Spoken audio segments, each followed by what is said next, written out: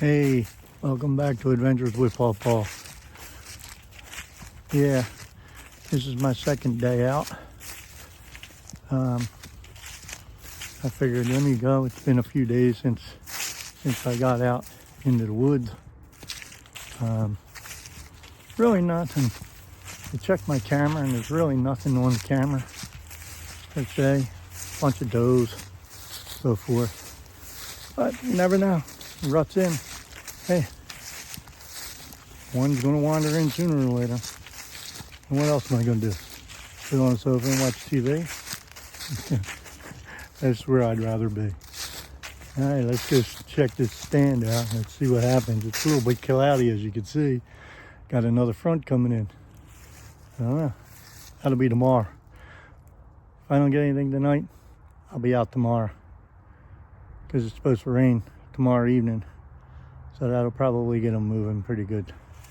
So I'm gonna go check out my camera and get up in the stand. Well, made it up in the stand. Wind's not good. Blowing right from where the deer are coming from.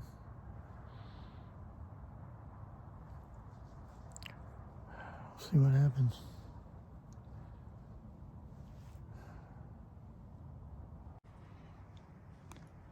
Here comes a little buck.